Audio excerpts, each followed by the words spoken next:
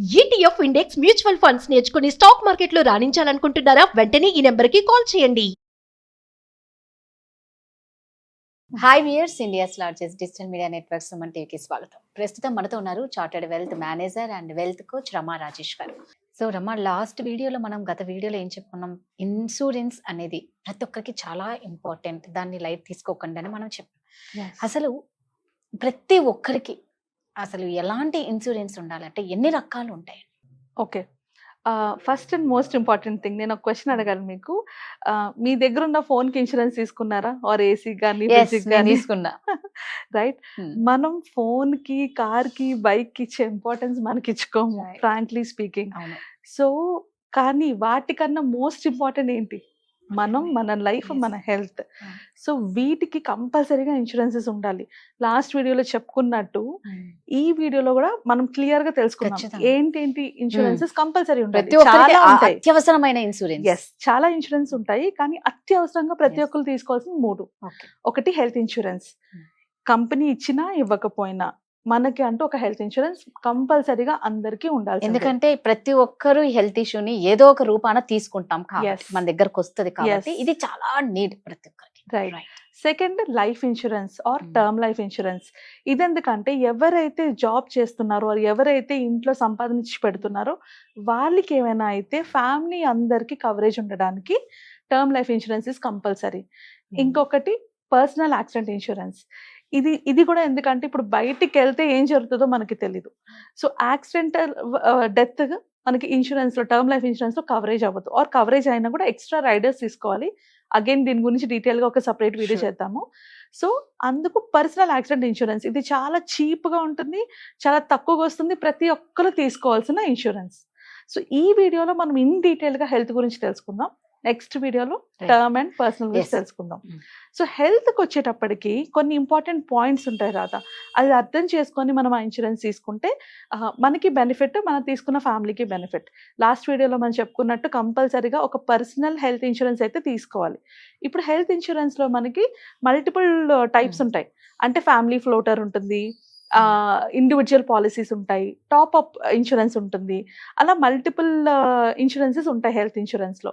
So depending on ఇప్పుడు నా మీద డిపెండ్ అయిన మనుషులు బట్టి, అలాగే వాళ్ళ వయసులో బట్టి నేను హెల్త్ ఇన్సూరెన్స్ తీసుకోవాలి. ఇప్పుడు ఫర్ ఎగ్జాంపుల్ నా మీద నా పేరెంట్స్ డిపెండ్ అవుతున్నారు అనుకో, వాళ్ళ ఏజ్ ఎక్కువ ఉందనుకో, ఎవరిదైతే ఎక్కువ ఏజ్ ఉంటుందో వాళ్ళ ఏజ్ ప్రకారంగా ప్రీమియం క్యాలిక్యులేట్ చేస్తారు.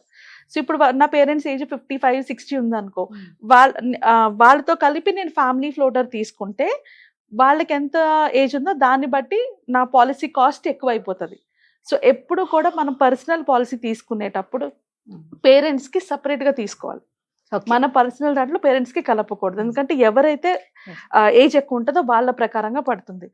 అండ్ చిన్న ఫ్యామిలీస్కి అయితే ఫ్యామిలీ ఫ్లోటర్ బాగుంటుంది. అలా కాకుండా ఇండివిజువల్ గా సింగిల్ పేరెంట్స్ ఉన్న వాళ్ళు ఉంటారు కదా, అంటే పెద్దవాళ్ళు, వాళ్ళకి సపరేట్ గా ఇండివిజువల్ పాలసీ తీసుకోవాలి. అంటే ఇప్పుడు సింగిల్ పేరెంట్ అన్నప్పుడు పెద్దవాళ్ళు కూడా కాకుండా మామూలుగా చిన్న మిడిల్ ఏజ్ వాళ్ళు కూడా ఉంటారు.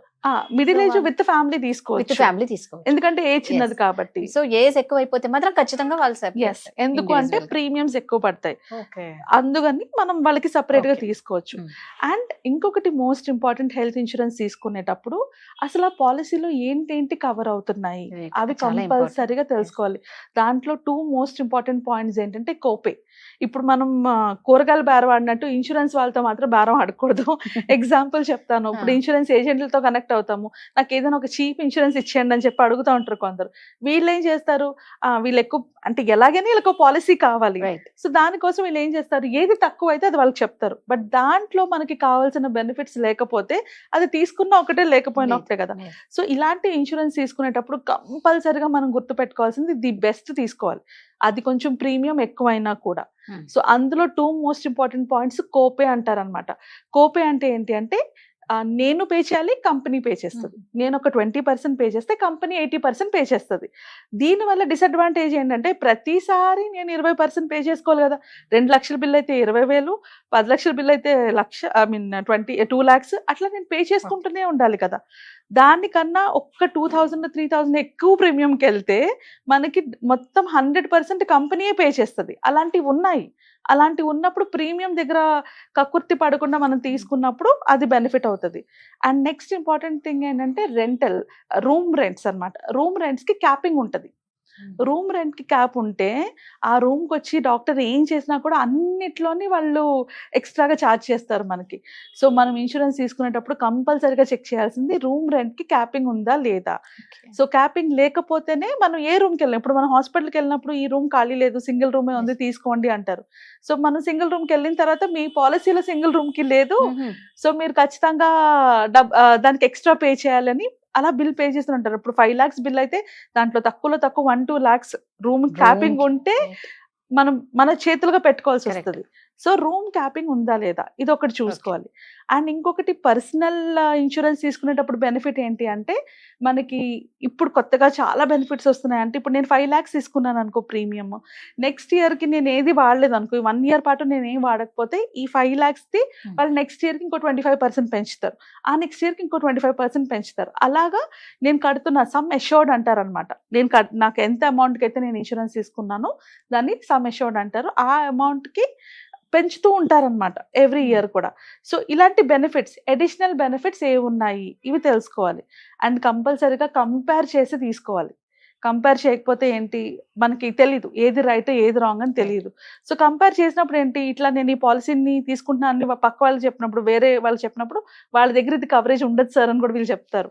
సో అప్పుడు మనం మాట్లాడుకోవచ్చు, ఓకే ఇదంటే ఏంటి అదంటే ఏంటి అని తెలుసుకోవచ్చు. ఏదైనా పాలసీ తీసుకునేటప్పుడు 100% ఆ పాలసీ గురించి డీటెయిల్స్ తెలుసుకోండి. ఇలా ఇప్పుడు మామూలుగా అంటే మనకి టెస్ట్లకు కూడా ఉంటుందా పాలసీలలో? పెద్ద పెద్ద టెస్ట్లు ఉంటాయి. మనము కంపల్సరీగా ఇప్పుడు ఇస్తున్నారు కొత్తగా హెల్త్ ఇన్సూరెన్స్ పాలసీస్ లోని. మనం ఇయర్ అంతా కొన్ని పాలసీస్ అయితే every year free body checkup ఇస్తారు. కొన్ని పాలసీస్ లోని నేనేమి క్లెయిమ్ చేయకపోతే ఫ్రీ బాడీ చెకప్ ఇస్తారనమాట. సో నాకు every year free body checkup compulsory నా పాలసీలోనే ఉంటుంది. నేను అక్కడికి వెళ్ళి నేను ఆ చెకప్ చేయించుకొని, దీనివల్ల డ్యూయల్ బెనిఫిట్ కదా, మనకి ఏమైనా ఎర్లీగా డిటెక్ట్ అవుతాయి, అటు కంపెనీకి కూడా మనకి యూనో హెల్దీగా ఉన్నామా లేదా అంటే హెల్దీగా ఉంటే ప్రాబ్లం ఉండదు కదా ఎప్పటికప్పుడు. అంటే ఎర్లీ డిటెక్షన్ వల్ల మనం చాలా ప్రాబ్లమ్స్ నుంచి ఓవర్కమ్ అవ్వచ్చు. రైట్. సో బట్ ఇప్పుడు మామూలుగా రమ్మా అంటే క్యాన్సర్ పేషెంట్స్ తీసుకుందాం, ఎందుకంటే అది చాలా హై ఎక్స్పెన్సివ్ కాబట్టి. రైట్. అంటే వాళ్ళ టెస్ట్లకే కొన్ని వేలు పోయాలన్నమాట. అంటే ఇలాంటి వాళ్ళకి ఏమన్నా మెడిక్లైమ్ లో టెస్ట్లకు కూడా ఏమన్నా ఉంటుందా? పెట్ స్కాన్ అన్నా, లేదు అంటే మనం దానికి కొన్ని స్పెషల్ రైడర్స్ ఉంటాయి. వాళ్ళు స్టార్టింగ్ లోనే నాకు ఈ డిసీజెస్ ఉన్నాయా లేవని చూస్తారు. ఒకవేళ అలాంటి డిసీజెస్ లేనప్పుడు కనుక లేటర్ స్టేజెస్ లో కనుక క్యాన్సర్ అన్నది డిటెక్ట్ అయినా ఏమైనా అయినా కూడా అలాంటి ఎక్స్పెన్సెస్ కవర్ అవుతాయి కొన్నిటివి. అంటే మెడికల్ ఎక్స్పెన్సెస్ కాదు, బట్ ట్రీట్మెంట్ అవన్నీ కవర్ అవుతాయి. ట్రీట్మెంట్ తర్వాత అంటే పోస్ట్ ప్రీ ఎక్స్పెన్సెస్ అని కొన్ని ఉంటాయి. అంటే ట్రీట్మెంట్ కి ముందు కొన్ని టెస్టులు చేస్తారు, ట్రీట్మెంట్ తర్వాత కొన్ని టెస్టులు చేస్తారు. సో ఇవి కూడా అందులో కవర్ అవుతాయి.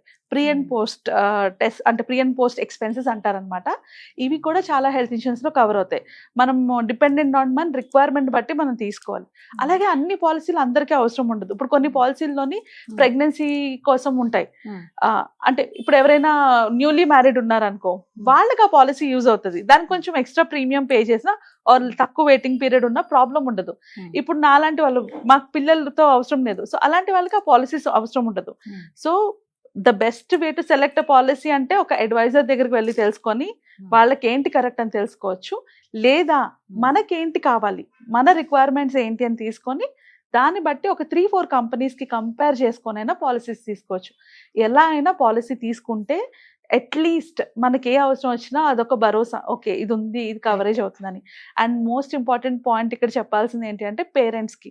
ఇప్పుడు మీ కంపెనీలోని ఇన్సూరెన్స్ పాలసీ వస్తుంది కాబట్టి నేను పర్సనల్గా తీసుకోవట్లేదని కొందరు అంటారు కదా, వాళ్ళకు ఒక చిన్న టిప్ ఏంటి అంటే పేరెంట్స్ కోసం కంపెనీ ఇన్సూరెన్స్ పాలసీని వదిలేయండి. ఇప్పుడు కంపెనీ ఇన్సూరెన్స్ పాలసీలోని ఒక 3,000-5,000 ఎక్స్ట్రా పే చేస్తే వాళ్ళు ఎక్కువ అమౌంట్ ఇస్తారు, 10 lakhs 15 lakhs వాళ్ళు ఇస్తారు. అదే బయట తీసుకోవాలంటే పేరెంట్స్కి 40,000-50,000 అవుతుంది.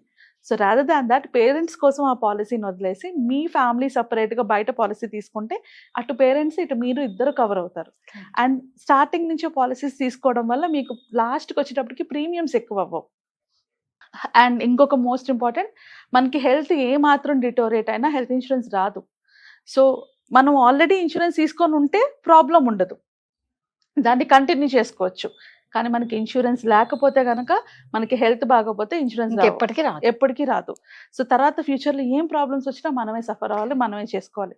So rather than that best. అన్ని అంటే precaution is better than cure అంటారు కదా. సో ముందుగానే మనం ప్లాన్ చేసుకుంటే చాలా వాటికి నుంచి అంటే చాలా పెద్ద పెద్ద ఎక్స్‌పెన్సెస్ నుంచి మన మనీని మనం సేవ్ చేసుకోవచ్చు. సో టోటల్‌లో ఒక ఇంట్లో ఒక ఫ్యామిలీలో 4 మెంబర్స్ ఉంటే 4 మెంబర్స్ ఇన్సూరెన్స్ తీసుకోవడం బెటర్. యెస్. ఏదో పెద్దవాళ్ళు పిల్లలకి ఏముందిలే ఇప్పుడే ఎందుకు అని మాత్రం అనుకోవద్దు. అనుకోవద్దు. ఇప్పుడు డెంగ్యూ కేసెస్ చూస్తున్నాం. అదే. ఎన్నెన్ని రోజులు హాస్పిటల్‌లో ఉంటున్నారు.